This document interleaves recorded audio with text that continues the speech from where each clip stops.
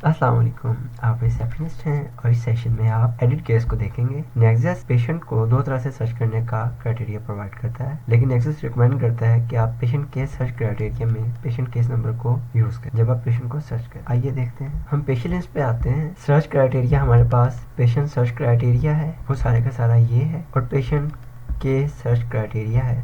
यहाँ पर हम केस नंबर लिखते हैं और पेशेंट को सर्च कर लेते हैं। सपोज मैंने ये पेशेंट नंबर लिखा और ये मैंने डेट रेंज दी और मैंने इसको सर्च किया तो मेरे पास ये पेशेंट आ गया। मैं इस पर कुछ आपको टेस्ट ऐड करके दिखाऊंगा।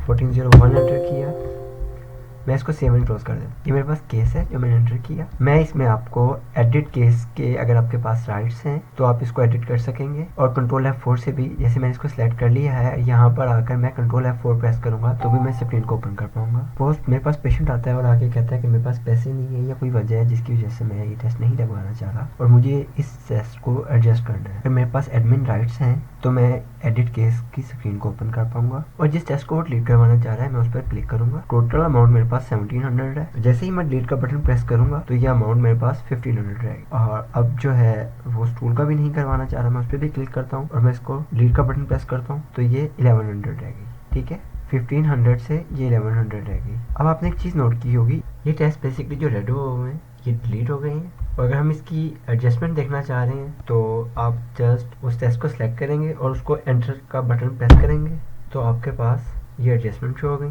कि उसने सिर्फ 1100 रुपये पे करने हैं आपको, और बाकी ये रेड हो गए हैं जो कि डिलीट हो चुके। कोई अमाउंट नहीं है, ये इसमें से सब्ट्रैक्ट हो गए हैं। ठीक है, और ये लिखा हुआ आ रहा है कि किसने बनाया था और किसने मॉडिफाई किया था। और लेकिन अगर आप समहाउ पेशेंट बिल नहीं निकाल पाए या लैब कॉपी नहीं निकाल पाए तो आप यहाँ पे पेशेंट बिल पे क्लिक करेंगे तो पेशेंट बिल निकल आएगा, और लैब कॉपी पे क्लिक करेंगे तो यहाँ से लैब कॉपी भी निकल आएगी। मुझे अब इस चीज़ को मैनेज करना है तो मैं कमेंट्स में आकर जब भी कोई टेस्ट कैंसिल होता है या किसी वजह से कैंसिल करना पड़ता है तो मैं उस कोड को एंटर करूँगा और उसके साथ मैप हो जाएगा वो, और मैं उसको सेव एंड क्लोज कर दूँगा। इसका मकसद जब भी कोई केस डिलीट हुआ या मिस एंटर हुआ तो मैंने लैब को बता दिया।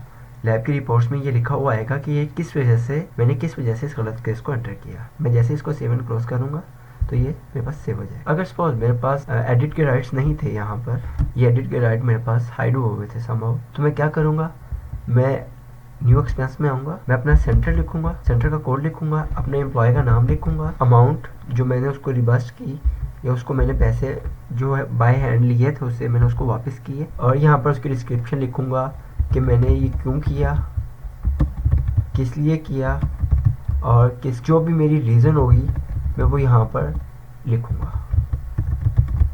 ठीक है, मैं इसको सेव एंड क्लोज करूँगा। मैंने पैसेज पे क्लिक किया, इमीडिएट फिल्टर्स को ऑन किया, 201 लिखा। जैसे ही 201 लिखा तो मेरे पास ये अमाउंट आ गई जो मैंने उसको दी। ठीक है, अच्छी तरह तरीके। Thank you.